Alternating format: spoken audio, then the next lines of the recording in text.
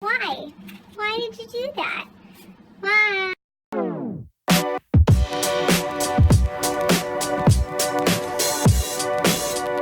Hey guys, it's Becca from Books and Looks, and welcome to another one of Becca's Books.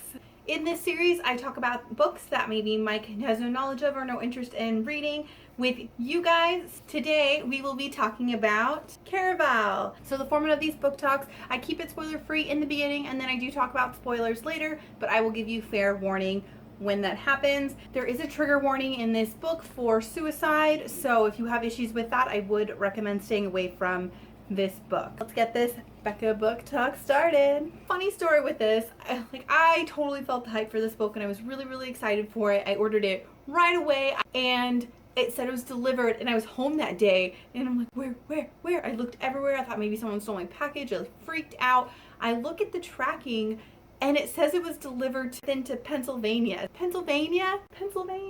Oh. So I just ordered another one. But here it is. I read this in a day and a half. It was really good, really compelling.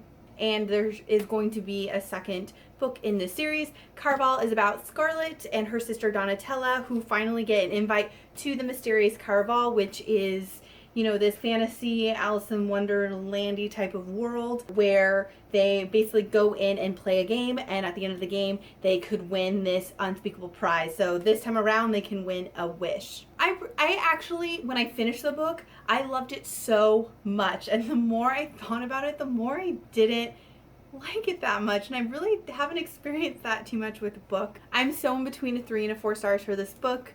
I think I'm going to rate this a 4 stars just because I really enjoyed it. I thought the imagery was beautiful. I loved how she used color to describe emotion and feelings and how she kind of put colors around people. That was such a beautiful thing to me, and I loved the world in general. I thought it was very well described. I really did like Caraval and getting transported into it. The whole idea behind the book was fantastic. We finally got to Caraval.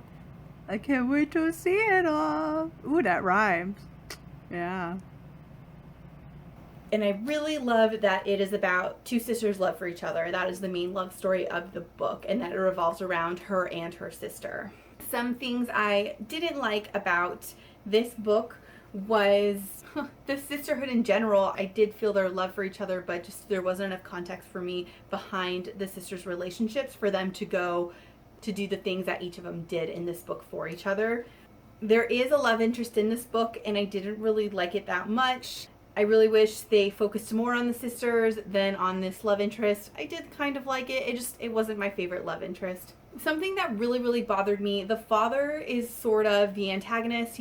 He drives Scarlett to do a lot of the things that she does. He's basically really evil. There is no context to why he is so evil in this book, and I really wish we could have seen a little more of Scarlett's father and what kind of made him the way he was and why he was the way he was. I just don't think that was delved into enough for me to make it believable. And that kind of happened a lot throughout the story. I thought she had some really interesting characters and she would set them up and then we wouldn't get anything from it. We wouldn't learn anything about these characters. We wouldn't know anything about these characters. It happened very consistently, and it happened more often than, you know, just maybe trying to throw you off of a character. So another thing I did not like was the whole character of the Count. What is up with this Count, guys? I don't get him. Like, go away. No one wants you here. Just leave. So you learn from the very beginning of the book that Scarlett is engaged to this mysterious Count. I just didn't get him. I didn't understand him. Maybe it was the same problem as it was with her father, where they just didn't talk about it enough. We didn't have any context to him. I didn't get the Count at all. He wasn't someone that I could relate to. I really could piece into the story. And my absolute biggest problem with this book was that I wanted to be transported to Caraval, and when we got there, we didn't really see any of it. I mean, we saw some things, and there was like a scene here and there that was really magical or really cool, but I really wanted to be in this world more. I really wanted to see more of how magical this place was, and I really didn't feel that I got enough of that. But I did love the world that it was built. I want to see more. It's not a bad problem. I really wish we got to see more of it.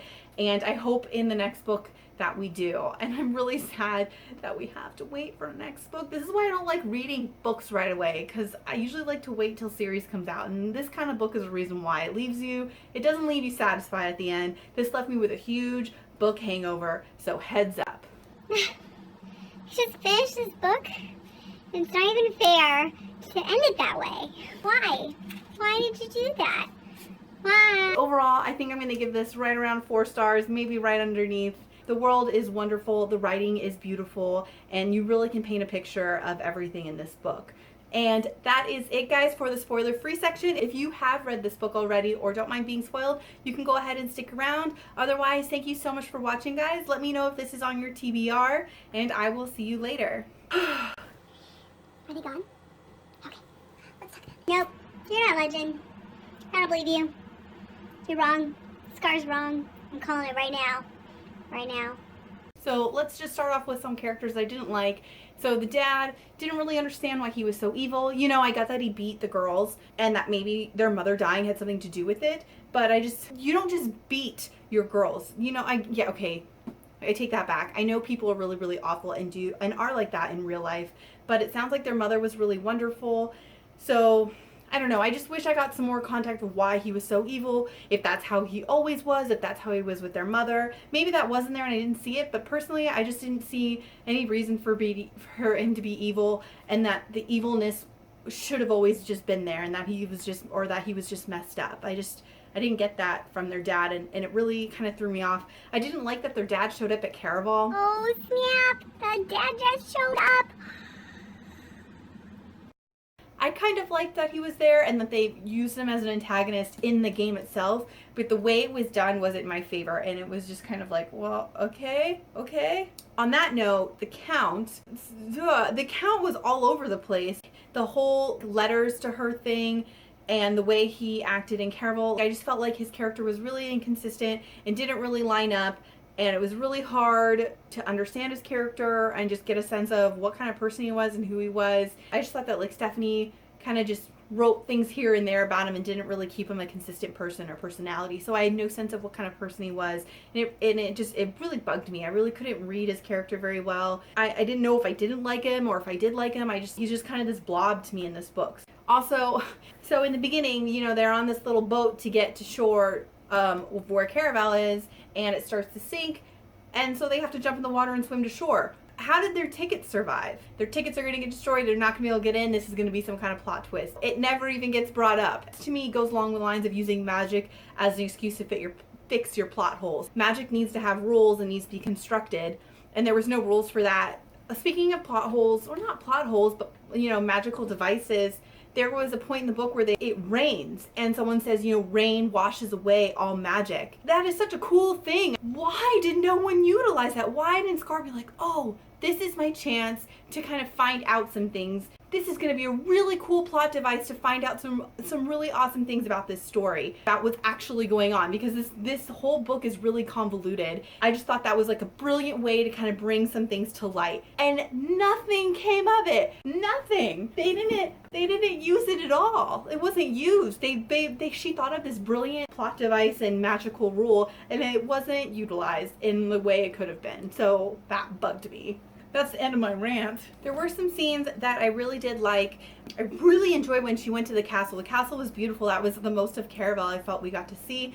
I love the courtyard and the different tents you can go into, and you know, when we got to see the bottles of all the things, and you know, when she got her fortune read and the guy with the tattoos, that was amazing. That was my favorite part. That scene was probably the best scene in the book, and you know why? It's because we got to see the world. We got to be a part of Caraval. I'm holding it upside down. That's what I wanted the whole book. So let me know if you guys love the story as much as I did, or if you kind of had your qualms about it. I absolutely loved this. Was like definitely a 4 out of 5 stars for me when I finished the book, but I was kind of a mess. The more I thought about it, the more I wanted from this book. Thank you so much for sticking around and watching, guys. I will talk to you later. Bye.